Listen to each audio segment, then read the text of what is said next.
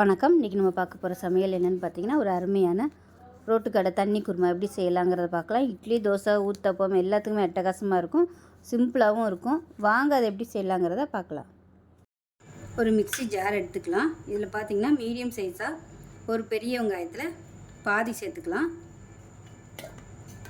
காரத்துக்கு தேவையான அளவு பச்சை மிளகா நான் ஒரு 5 பச்சை மிளகா எடுத்திருக்கேன். 2ஆக கட் பண்ணி வச்சுருக்கேன்.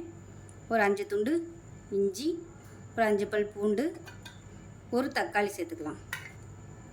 இது கூடவே 1 டேபிள் ஸ்பூன் பொட்டுக்கடலை, 1 டீஸ்பூன் கசகசா, 1 டேபிள் ஸ்பூன் சோம்பு, கொஞ்சமாக தண்ணி ஊற்றி அரைச்சிக்கலாம். அது கூடவே ஒரு 1/4 கப் வர மாதிரி துருவின தேங்காய் ரொம்ப சேர்க்க வேணாம். இப்போ இது எல்லாத்தையுமே நல்லா நைஸாக அரைச்சிட்டு பார்க்கலாம். ஒரு பேன் எடுத்துக்கலாம். தேவையான அளவுக்கு எண்ணெய் சேர்த்துக்கலாம். எண்ணெய் சூடானதும் பிரியாணியில் கல்பாசி, பட்டை, கிராம்பு, ஏலக்காய் எல்லாம் சேர்த்துக்கலாம். 1 டீஸ்பூன் சோம்பு சேர்த்துக்கலாம். எல்லாத்தையும் நல்லா வறுத்துக்கலாம்.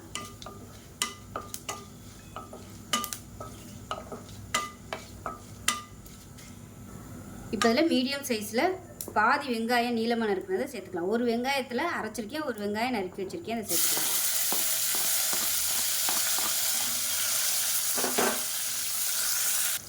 இப்போ மீடியம் சைஸாக 2 தக்காளி சேர்த்துக்கலாம்.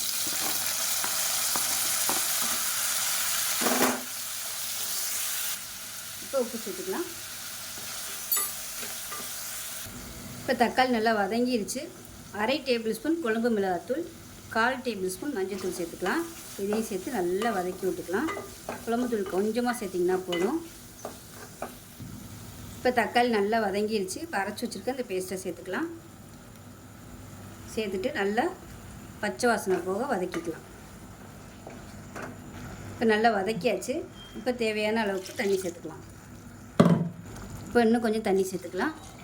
இது தண்ணி குருமாங்கிறதுனால தாராளமாகவே தண்ணி ஊற்றிக்கலாம். பொட்டுக்கடலை, வெங்காயம்லாம் அரைச்சி சேர்த்துருக்கோம். அதனால் நல்லாவே தண்ணி விட்டுக்கலாம்.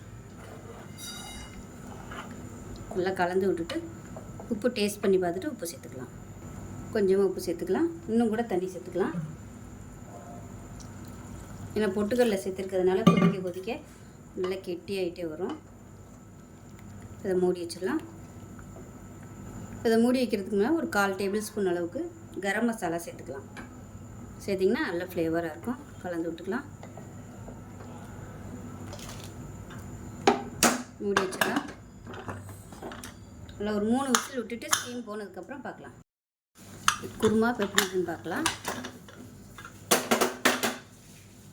இப்போ பாருங்கள், இந்த மாதிரி தான் இருக்கும். சூப்பராக இருக்குது. இட்லி, தோசை, ஊத்தப்பம் எல்லாத்தையுமே தொட்டு சாப்பிட்றதுக்கு அருமையாக இருக்கும். செஞ்சு பாருங்கள். செஞ்சு பார்த்துட்டு எப்படி இருந்துச்சுங்கிறத சொல்லுங்கள். வீடியோ பிடிச்சின்னா லைக் பண்ணுங்கள், கமெண்ட் பண்ணுங்கள், சேனலை சப்ஸ்கிரைப் பண்ணுங்கள், பக்கத்தில் பெல் பட்டனை ப்ரெஸ் பண்ணுங்கள். நன்றி.